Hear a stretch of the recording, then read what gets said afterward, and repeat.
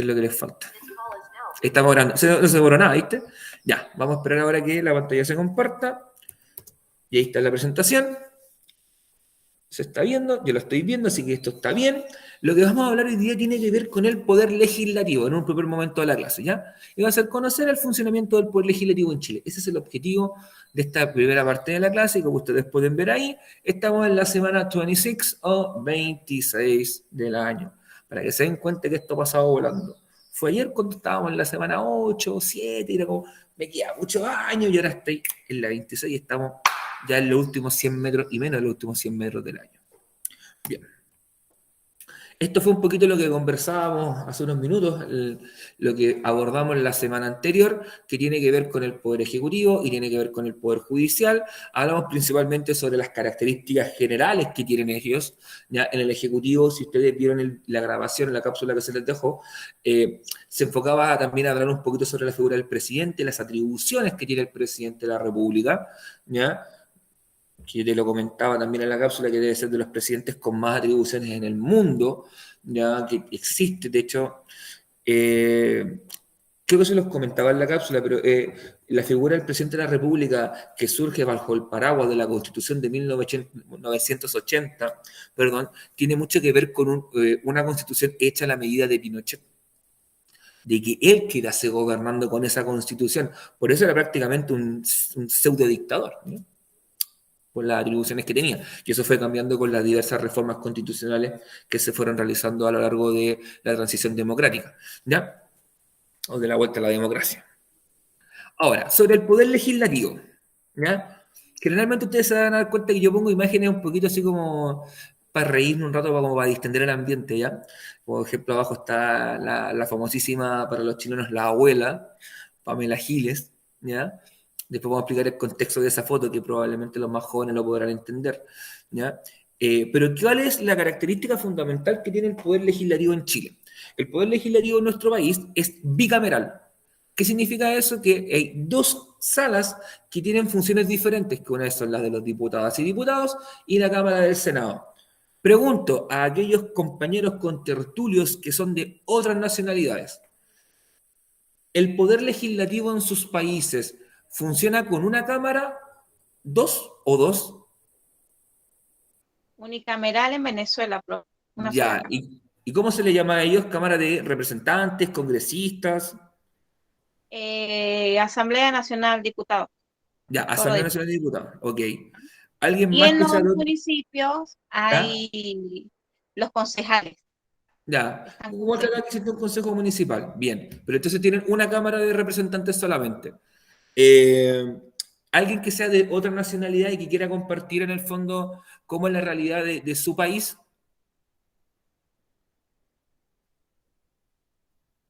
sin miedo para los contertulios extranjeros, ¿ya? También ya tenemos una experiencia de un congreso unicameral. Mientras alguien se atreve o recuerda, por ejemplo, Chile es bicameral, Estados Unidos es bicameral, Inglaterra es bicameral. No tienen que ser los mismos nombres. Por ejemplo, en Estados Unidos no existe la figura de los diputados y diputadas, sino que se habla de Cámara de Representantes y Cámara del Senado. En Inglaterra se habla de la Cámara de los Comunes y la Cámara de los Lords. Y el Lord viene a ser en el fondo como el senador, ¿ya? Si no me equivoco, Perú también tiene un congreso unicameral, si no me equivoco, ¿ya? Si hay alguien aquí que sea del Perú, que me corrija si me equivoqué, ¿ya? Eh, pero, ¿por qué se establece esta diferencia de dos cámaras, en el fondo de dos salas, donde se discuten estos temas? Porque cada una de ellas va a tener funciones en específico, que las vamos a ver adelante, denominadas atribuciones exclusivas, ¿ya? Que son las funciones en particular que cumple cada una de estas dos salas, ¿ya? ¿Y cuál es la función en términos generales del poder legislativo? Es legislar, obvio, por eso se llama legislativo, y legislar se refiere de llevar a cabo toda la actividad que permita la generación, la creación de nuevas leyes, ¿ya? De nuevos proyectos de ley que se van a convertir en leyes de la República. ¿Ok? Por ejemplo, lo que fue cuando se estableció el postnatal para los varones, ¿ya? Fue una ley que surge que pasa por el Poder Legislativo, y es el Poder Legislativo quien aprueba esta ley. La famosa ley Cholito, que en el fondo tiene que ver con establecer mayores sanciones penales a aquella persona que cometa algún maltrato animal, algún abuso contra algún animal, ¿ya? También, eso también pasa por la actividad legislativa. Cuando en Chile se logró aprobar la interrupción del embarazo hasta las 14 semanas en 3 causales, que son inviabilidad del feto, caso de violación y, no recuerdo, y poner en riesgo la vida de la madre, pasó por la actividad legislativa. A eso me refiero, que todas esas leyes que van surgiendo tienen que pasar por la actividad legislativa, ¿ya? A eso nos referimos con legislar, ¿ya? Es colocarlas en discusión, analizarlas en su mérito, analizarlas en base a lo que establece la Constitución política. Recuerden que toda ley que se genere en este país, en cualquier país, generalmente tiene que ir en correlación con la Constitución política que nos abriga, que nos cubre, ¿ya? Además de eso, parte del poder legislativo tiene una función fiscalizadora, es decir, puede citar, puede acusar constitucionalmente, puede iniciar este proceso de acusación constitucional de manera más explícita, de manera más específica, ¿ya?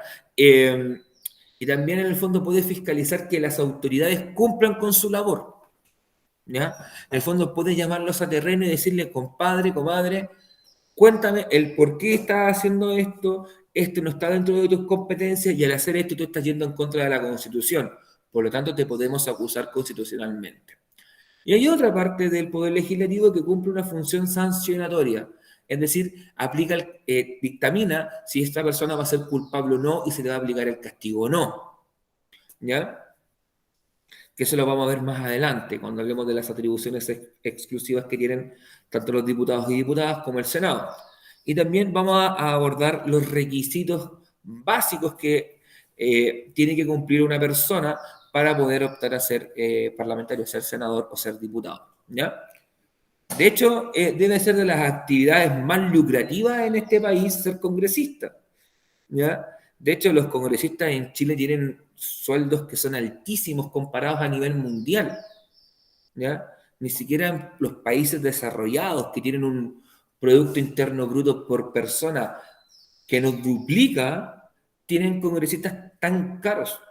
Para que se hagan una idea, para el año 2018-2019, el sueldo bruto de un senador estaba cercano a los 10 millones de pesos, y el sueldo bruto de un diputado estaba cercano a los 7 millones de pesos mensual, sin sumar asignaciones. Si sumamos las asignaciones, esto se duplicaba, ¿ya? Y eso era el bruto, y eso tú le hacías el descuento por cotización previsional, evidentemente ellos tipo no iban a tener FONASA, iban a tener ISAPRE probablemente, y ahí te quedaban un sueldo que aún seguía siendo bastante, bastante elevado en comparación al de un ciudadano promedio, ¿ya?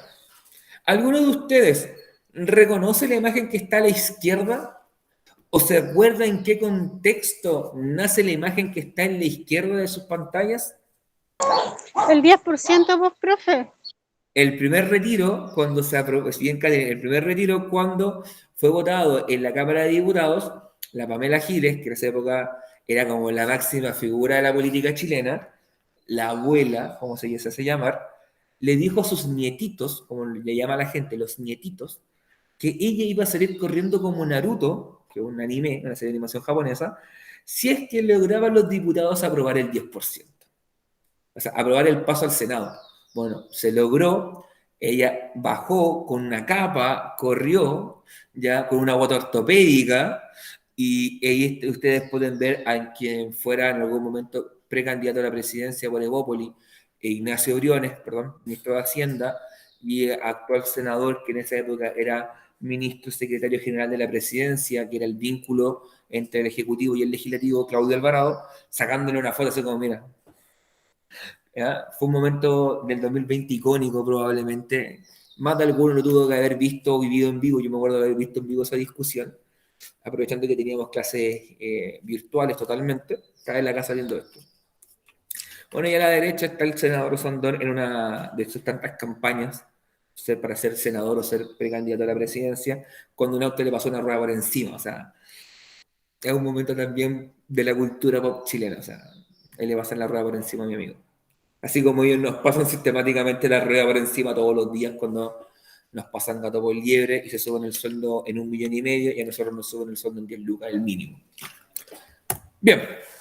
Ahora, ¿cuáles son los requisitos? Ustedes pensarán que por tener un sueldo tan ostentoso, oneroso, así gigantesco, pareció un sueldo de un profe de historia, estos tipos deben tener unas competencias intelectuales y de probidad, pero increíble. Mentira.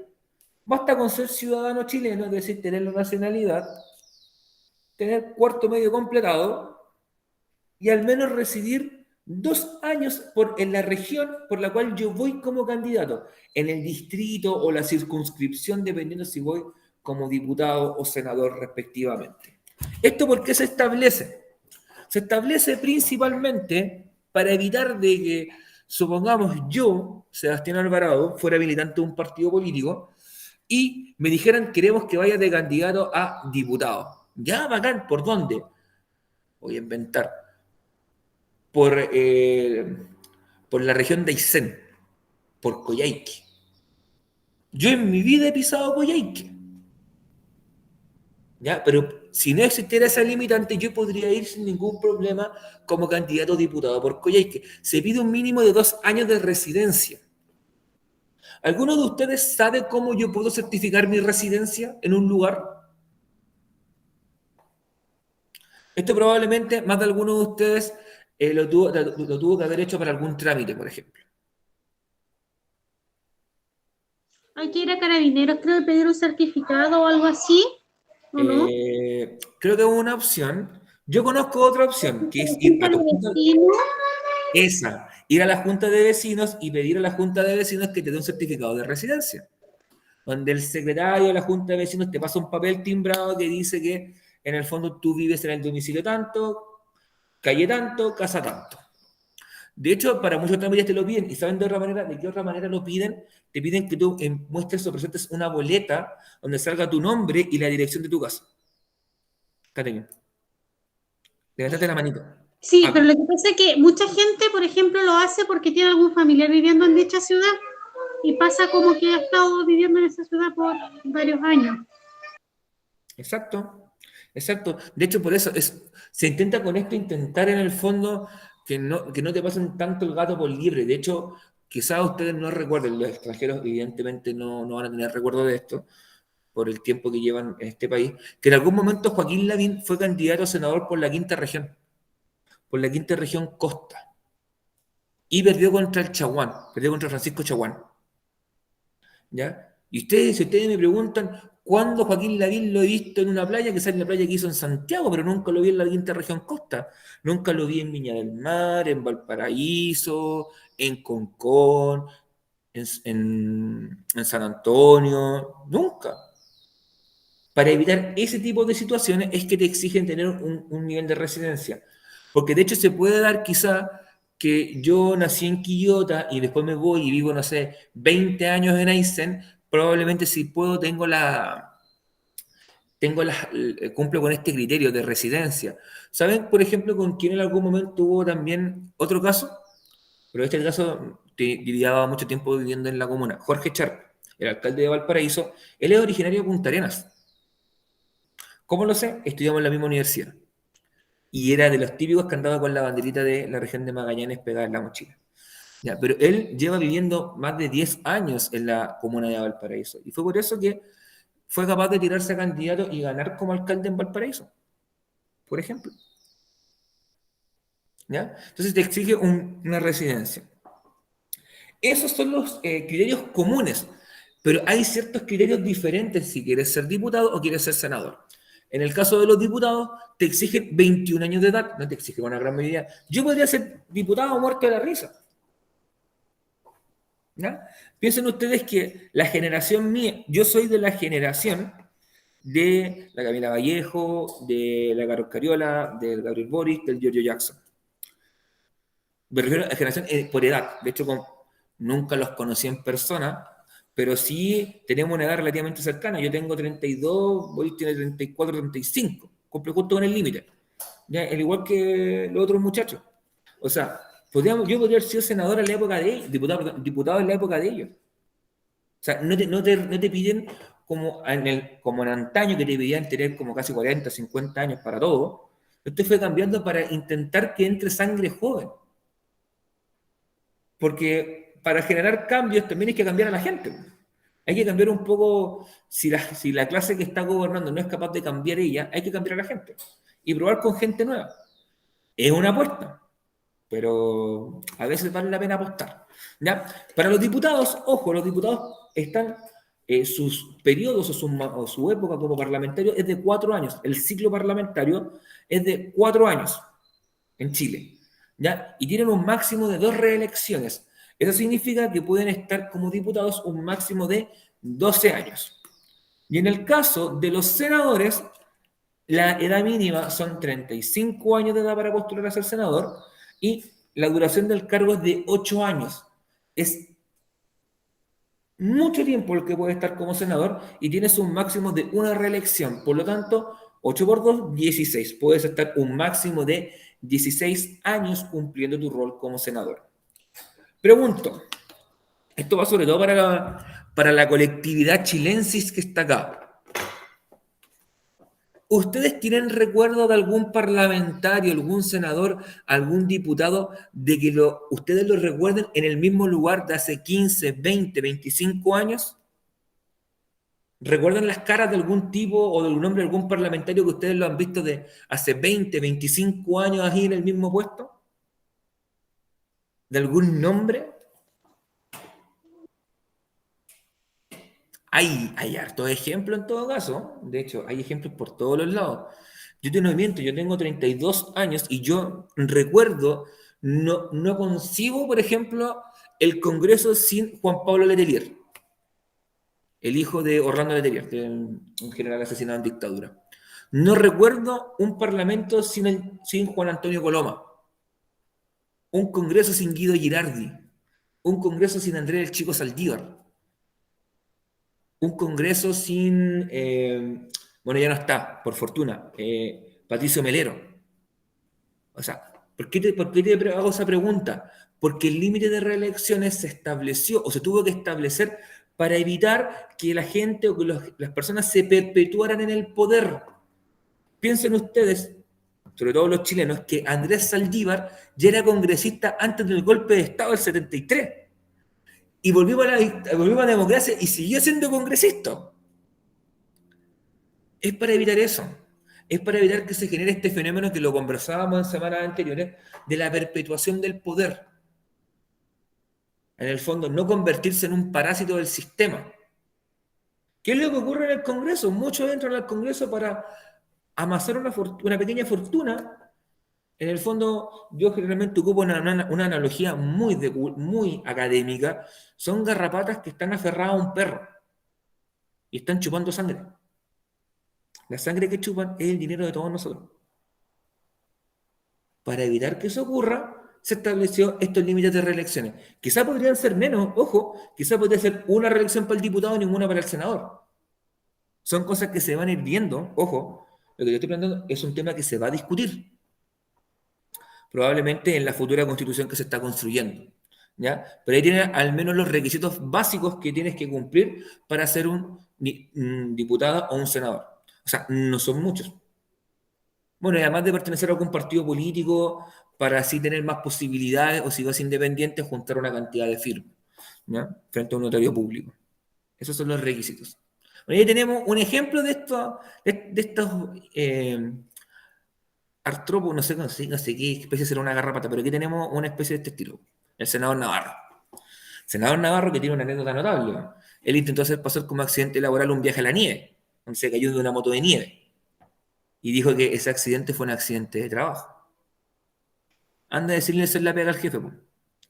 Anda a decirle eso a la compin, a ver qué te va a decir. ¿Ve? Ahora no ve. Tapa. ¿Ya? Bueno, ahora, ¿cuáles son las funciones del Congreso? Ojo, las funciones del Congreso varían de país en país, pero por lo general, en el caso chileno, esta es la principal, ¿ya? Y no difiere mucho también de la de otros países de la región, de Latinoamérica, ¿ya?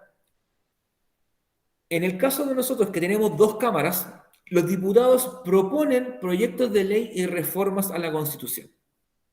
Esa es su primera pega.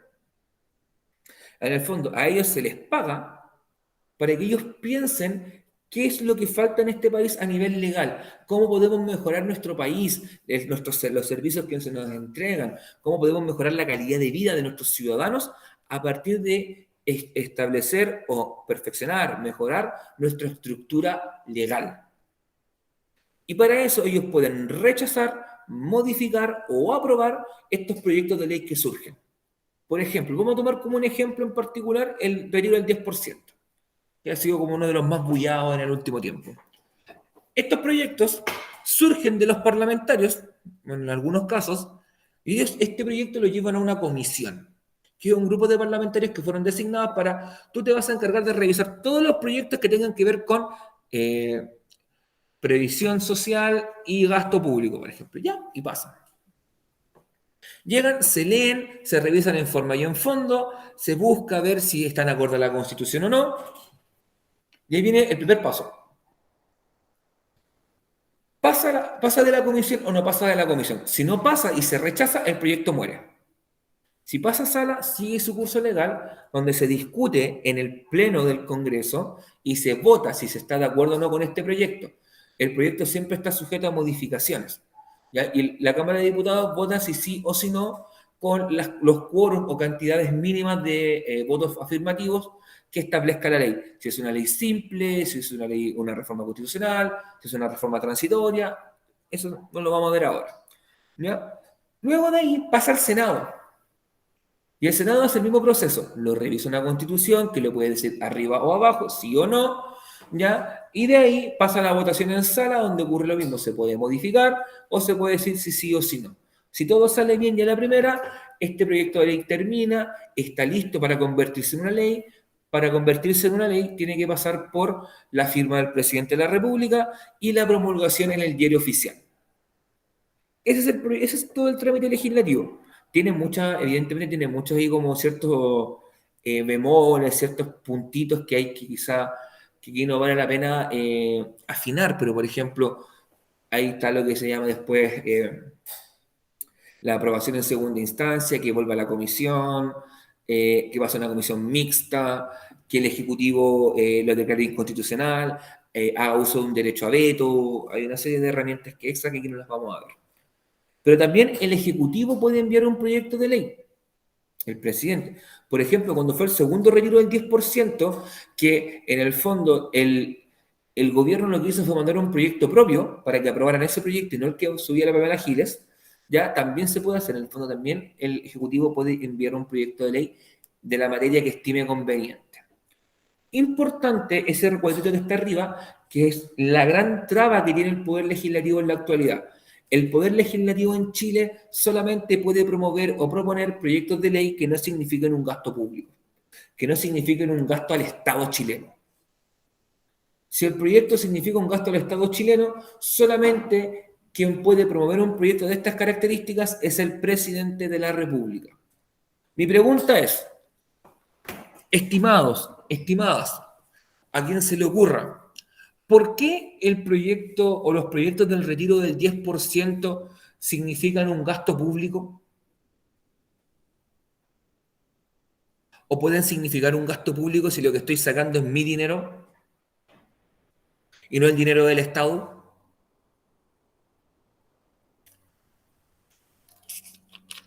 Interesante pregunta.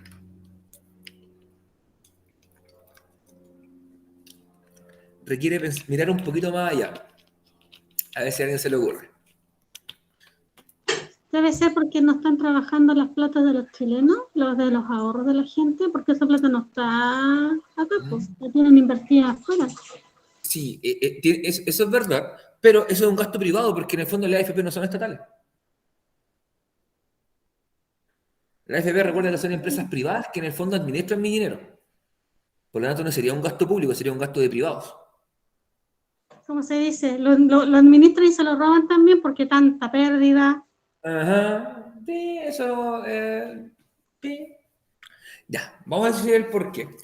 Pregunto, ¿qué pasa Si yo, por ejemplo, agoto mi fondo de pensiones y se me acabó la plata de pensión, ¿quién se hace cargo de darme una pensión? El Estado, po. El Estado El tiene Estado. que solventar mi pensión de La vejez. pensión, o sea, lo que se llama la pensión básica asistencial, en el fondo, que es una pensión que lo que te asegura más que nada es que tú como persona no estés bajo la línea de la pobreza extrema. Bueno, ahí está donde incurren en el gasto público. Porque si yo le digo a la persona, saque su 10% y se queda sin fondos, y esa persona quizá tiene, no sé, 60, es una mujer y tiene 60 años y se quedó sin fondo de pensiones, ahí el Estado tiene que incurrir en un gasto público. Y es en ese elemento en el cual se anclan para decir que es inconstitucional. Por ahí. ¿Ya? De hecho, es por eso. Dice el proceso, en el fondo, lo que viene usted ahí en el esquema tiende a ser más o menos el paso legislativo, cómo se desarrolla en el fondo en ese edificio tan feo que yo no puedo, de verdad no lo puedo soportar, lo encuentro feísimo el Congreso. De hecho, porque está en una zona donde igual hay edificios bonitos, y todavía hay que hacer tu edificio patrimonial, ya ahí en la esquina de Avenida Argentina con Pedro Montt, y para colocar una, como alguna vez dijo Federico Sánchez de City Tour, una torta merengue lúcuma, sí.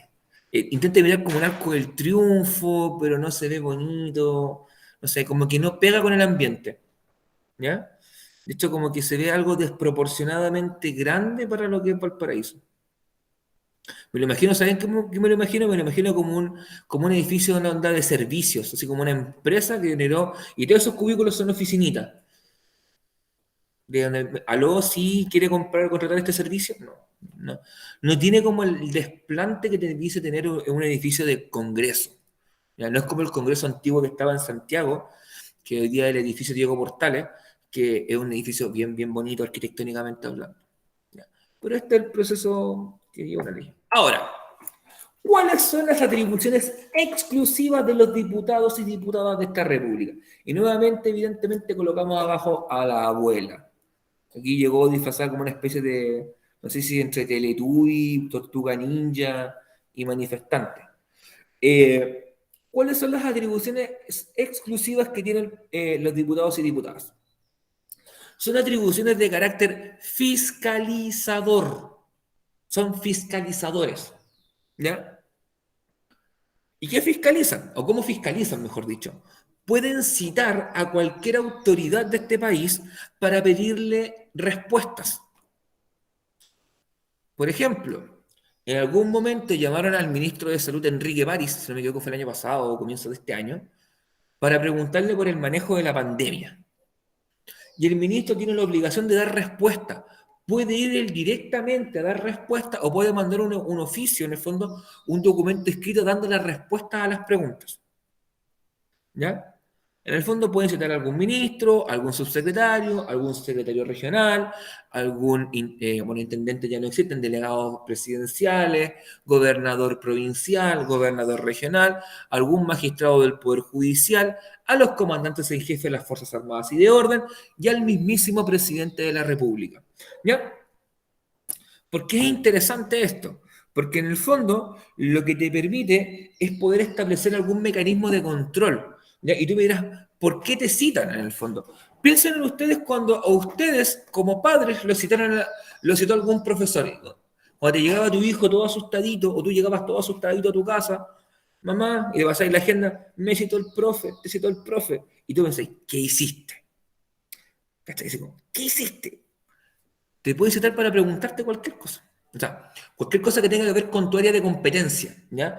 Por lo general, esto se asocia en el fondo a esclarecer dudas por algún manejo que existen ciertas dudas de cómo se manejó, por ejemplo, como fue el caso de la pandemia, como en algún momento se llamaron los comandantes en jefe al director general de Carabineros para que diera explicación del manejo de su gente, en el fondo de los funcionarios de Carabineros, para controlar a la gente en el momento del estallido social, para que diera explicación de por qué no se seguían los protocolos, por ejemplo, cuando se lanzaban las lacrimógenas, que el protocolo de lacrimógena dice se lanza al suelo y no directo a la cara, como fue en el caso de la Fabiola Campillay, ¿ya? Se lanzan al suelo para que en el suelo la cuestión haga y libere el gas, ¿ya?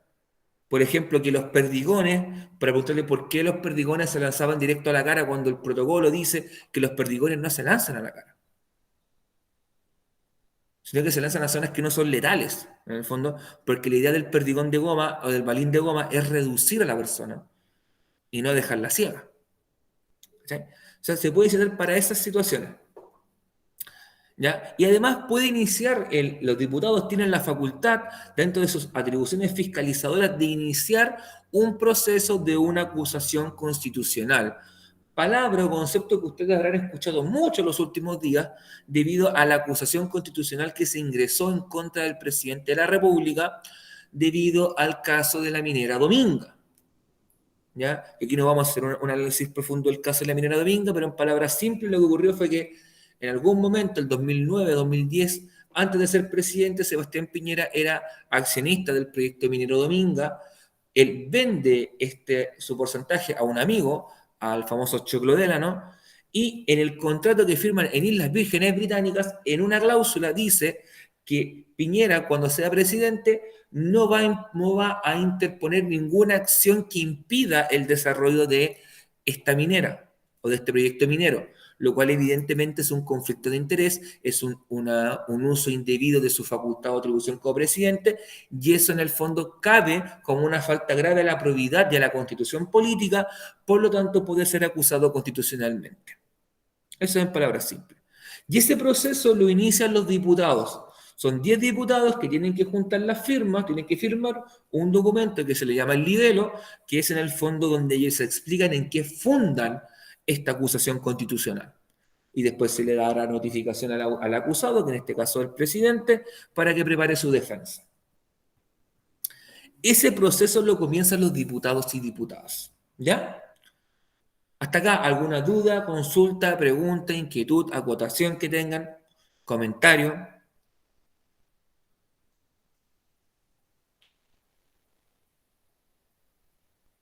¿Ya? Recuerden también, muchachos, que esto que se llama acusación constitucional no es un juicio desde el punto de vista legal. Y aquí nosotros nos vamos a analizar las pruebas en base al derecho, en base a si la prueba es contundente o no es contundente. Para eso está el carril del Poder Judicial, del Ministerio Público, que pueden pedir que el presidente pierda su fuero presidencial y de esa manera ser juzgado como una persona común y corriente. Acá lo que es un juicio político. En el fondo, se enjuicia a la persona en base a los méritos de la falta y a su condición política, porque en el fondo lo que él hizo fue un uso político, o sea, utilizó sus atribuciones políticas para, en el fondo, darle un beneficio económico a un amigo. Y no fue un beneficio económico pequeño, ¿ya? Porque Piñera, su participación de Dominga la vendió en prácticamente 150, 180 millones de dólares. ¿Ya? Lo cual no es poco dinero. Sobre el Senado. El Senado, sus atribuciones por lo general son sancionatorias, o sea, de establecer la sanción y de habilitar o inhabilitar. ¿Ya? El Senado es quien tiene el sartén por el mango y corta el queque, como se diría coloquialmente. Es el Senado quien toma la decisión final. ¿Ya? En el caso de una acusación constitucional, es el Senado quien actúa como juez y jurado y dice sí a la acusación, no a la acusación. Como ocurrió en 2019 con el personaje que está abajo, con Andrés Chadwick, que fue la última persona cuya acusación constitucional fue aprobada, que fue debido a el mal control que él hizo como ministro del Interior y Seguridad Pública, como el responsable directo de Carabineros. Porque está Carabineros, está su comandante en jefe, y el comandante en jefe le responde al ministro del Interior, porque el ministro del Interior es también ministro de Seguridad Pública. Y cuando los Carabineros cometieron estas transgresiones, estos abusos, estos delitos, como le quieras llamar, ¿ya? El responsable político es el ministro del Interior, porque él tiene que golpear la mesa y decir, paren. Y como no lo hizo, él es responsable. Y eso lo sanciona el Senado. Y fue lo que sancionó el Senado en la acusación constitucional, que lo inhabilita. En el fondo, la sanción de una acusación constitucional es automáticamente ser cesado del cargo, es decir, sales de tu puesto y quedas inhabilitado por 5 años de ejercer algún cargo público de representación popular o designado. quedaste inhabilitado para ejercer algún cargo público, el que sea. Además, el Senado puede rehabilitar la ciudadanía. Hay formas en las cuales uno puede perder la ciudadanía. Una de ellas puede ser renunciando voluntariamente a ella. O sea, me fui a vivir a Francia y llevo tal cantidad de años en Francia que puedo optar a la nacionalidad francesa. Y digo, ¿sabéis qué? Me conviene, me convierto en francés y renuncio y dejo en el fondo mi nacionalidad chilena. Otra forma puede ser combatiendo en una guerra en contra de Chile. Yo siendo chileno, me uno, me convierto en un aliado de aquel país que está confrontando a Chile y automáticamente pierdo mi ciudadanía. Pero el Senado me la puede rehabilitar, me la puede volver a entregar. De hecho, puede dar o quitar ciudadanías al Senado. ¿Ya? Esa es una facultad que tiene exclusiva de ellos. ¿Ya? Puede inhabilitar al presidente. Este punto es bien interesante porque este punto, durante el 2019, desde el 2019 en adelante, se ha venido conversando, ha sido un tema que ha surgido de algunos senadores, como el senador Navarro, que era plantear la inhabilidad del presidente por salud mental, dando a entender de que él no estaba en sus 5 sentidos para poder dirigir un país. ¿Ya? ¿En qué caso se puede aplicar esto? Por ejemplo, salud mental. Imagínense que se descubre que el presidente, no sé, tiene una condición o una afección como una esquizofrenia no tratada, por ejemplo, y comienza a tener alucinaciones y coloca a su perro como ministro del Interior, ¿cachai? Y a su nieto chiquitito que tiene quizás que tendrá 2, 3 años, no cacha una, lo coloca de embajador. Ahí uno puede decir, ok, a mi presidente se le están yendo las cabras para el monte, como se dice coloquialmente, y por lo tanto tenemos que inhabilitarlo por salud mental. También puede ser por salud física, ojo, imagínense el presidente sufre un accidente de tránsito o un accidente en helicóptero y queda en estado comatoso, en coma o en estado vegetal. Está vivo, quizá, pero ¿es capaz de gobernar? No. Entonces, el Senado tiene que inhabilitarlo por salud física. Y así llamar a un proceso eleccionario anticipado. ¿Ya? Y además, es el Senado quien le da consentimiento o no al presidente en determinadas acciones. Por ejemplo, si el presidente de la República tiene que salir por más de un mes del país, tiene que pedirle consentimiento al Senado y decirle, ¿sabe qué, estimados senadores? Tengo que salir del país por un mes por una gira presidencial que va a durar más de un mes. Ok, listo, vaya. O tengo que ir a operarme porque, no sé, me encontraron un nódulo, no sé, cualquier cosa, me tengo que ir a operar y la operación va a durar, no sé, voy a estar de vuelta acá en 2 meses. Me da autorización y es el Senado quien te autoriza, ¿ya? En el fondo, en esos ámbitos. ¿Ok?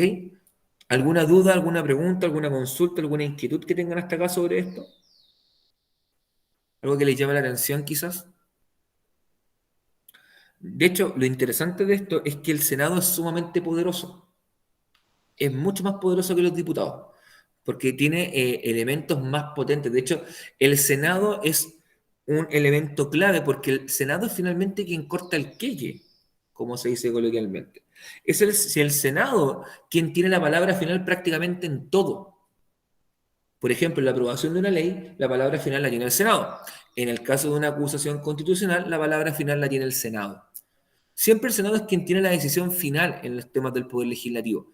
Los diputados comienzan el proceso debido a que al fiscalizar, ellos pueden encontrar irregularidades y esa irregularidad se puede convertir en una citación a dar una explicación o bien en una acusación constitucional según sea el caso.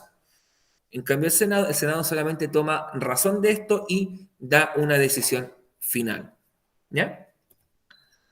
Por último, para ir cerrando esta primera parte de la clase, tanto Senado como Cámara de Diputados y Diputadas tienen atribuciones exclusivas. Primero, pueden aprobar o rechazar tratados internacionales. ¿Ya? Por ejemplo, los tratados de libre comercio que tiene Chile con China, con Estados Unidos, con la Unión Europea, con Japón, con todos los países que Chile tiene un tratado comercial o de libre comercio, de relaciones internacionales, todo aquello tiene que pasar por la aprobación del Senado y de la Cámara de Diputados. Si el Congreso no lo aprueba, no se puede firmar. O si no lo pone en discusión. Un ejemplo de eso ocurre con el Tratado Transpacífico, el TTP-11, que le llaman, ¿ya? Que es un tratado que han impulsado muchos países que están en la cuenca del Océano Pacífico, ¿ya? Y el cual el Estado chileno quiere que el Congreso lo apruebe, y el Congreso se niega a aprobarlo porque en el fondo es un tratado que tiene cláusulas que son muy, muy perjudiciales para nosotros como ciudadanos. Por ejemplo, con el caso de los medicamentos, por ejemplo, sería mucho más difícil la existencia de los medicamentos genéricos, ¿ya? Y por lo tanto tendríamos que comprar todo por formulario, lo cual nosotros sabemos que, por ejemplo, no sé, pues comprarte un clorfenamina de formulario te saldrá que lucas, menos, pero si te lo dan, o sea, por formulario nacional, por genérico, pero si te lo dan por formulario de un laboratorio tanto, te salen, no sé, pues 20 lucas, ¿ya? O sea, es jugar con eso. También había un tema con la semilla, en el fondo, de que el agricultor común y corriente, el pequeño y mediano agricultor que tiene su chacrita, su parcelita, tendría que cada vez que hace una cosecha comprar semillas, porque no podía en el fondo reutilizar semillas, ¿ya? Por ejemplo, es por eso que no se ha querido votar, porque en el fondo limita muchas libertades, pondría muchas trabas por los temas de propiedad intelectual, por ejemplo, ¿ya? Haría más grave las sanciones, por ejemplo, imagínate si te pillan, no sé, pues, utilizando semillas, reutilizando semillas y no comprándolas directamente de la empresa que te la está vendiendo, te podría costar la cárcel. Es por eso que se cuestiona tanto el Transpacífico, ¿ya? Y por eso el Congreso chileno no lo ha querido votar ni poner en discusión, ¿ya? Y ahí se ve esta facultad que tiene de aprobar o rechazar tratados internacionales. Y también, como otra atribución exclusiva que tiene, es la capacidad de pronunciarse sobre los estados de excepción constitucional. Por ejemplo, lo que ocurrió en octubre del 2019, que antes de ayer se recordaban 2 años del 18 de octubre, que fue cuando el país colapsó y dijo basta. En el fondo, el Congreso tiene la potestad, la atribución de poder exigirle al presidente explicaciones de por qué declaró estado de conmoción, por qué declaró estado de catástrofe, qué sé yo. Ya no me acuerdo qué figura legal ocuparon. Porque en ese momento, no sé si ustedes probablemente recordarán que esto, se me equivoco, fue un jueves o un viernes, no me acuerdo bien el día que fue el 18 de octubre, creo que fue un viernes, que en la noche salió el presidente Piñera hablando cuando nombraba al jefe de zona de la región metropolitana y dice, estamos en un estado de guerra. Bueno, existe un estado de guerra de excepción constitucional y que tiene ciertas atribuciones. Y ahí el Congreso dice, ¿por qué usted dijo que estábamos en una guerra? ¿Acaso declaró el estado de guerra? ¿Declaró estado de sitio? Y todo eso también lo puede pedir el presidente, en el fondo puede pedir que el Congreso puede pedir que las autoridades centrales se pronuncien sobre este tema, ¿ya? Dudas, consultas, preguntas, inquietudes, acotaciones, comentarios que tengan, algo que deseen saber, quizá que yo no nombré, algo que no quedó del todo claro. Es el momento de preguntar, pregunta ahora o calle para siempre. ¿No hay preguntas? ¿No hay dudas? ¿No hay inquietudes? Ya.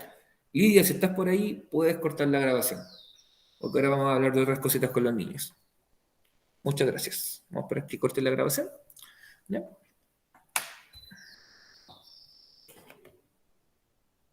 Ok, todo claro.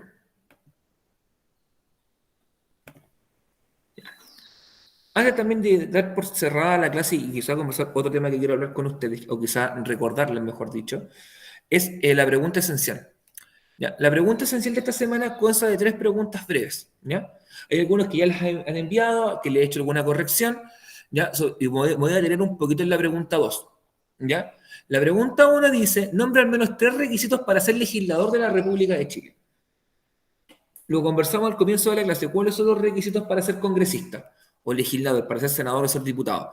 Recuerden que uno tiene que ver con la nacionalidad, otro tiene que ver con dónde vivo, y el tercero tiene que ver con requisito académico básico, ¿ya? Y ahí están los 3 requisitos básicos que existen, ¿ya? La pregunta 2. Dime, Catherine. Yo tengo una pregunta. ¿Hay que nombrar los 3 requisitos básicos para diputados y senadores? Que son los requisitos en común, que yo nombré 3. Ah, ya. ¿Ya? Sí. Ya, ok. Ya. Otro elemento. Aquí me quiero detener también un poquito en la pregunta 2. Cuando yo les pregunto si el presidente de la República de Chile es citado al Congreso, qué entidad lo fiscaliza y cuál lo sanciona y o inhabilita, me refiero al poder legislativo, ¿ya? Me refiero a qué parte o a qué cámara del poder legislativo se preocupa de fiscalizar y qué cámara del poder legislativo se preocupa de sancionar o inhabilitar. O sea, podría fiscalizar al presidente y sancionarlo y o inhabilitarlo.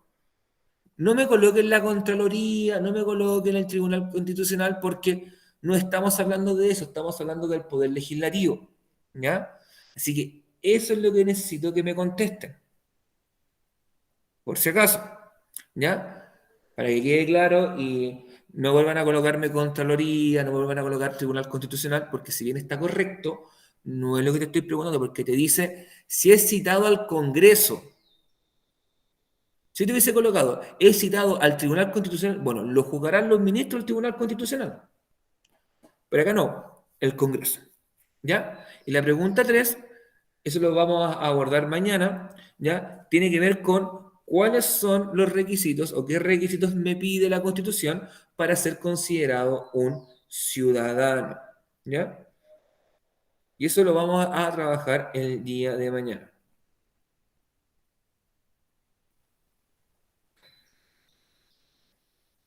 ¿Ya? Así que eso, estimado, ahí están las preguntas esenciales que les quería presentar ahora, ya para que ustedes tengan claridad de ellas. Eh, Recuerden que mañana probablemente vamos a dejar unos 10-15 minutos al final de la clase para poder trabajarlas, ¿ya? Igual si quieren adelantar y hacerlo por su cuenta, no hay ningún problema. De hecho, probablemente esas preguntas las voy a estar revisando yo creo que mañana en la mañana.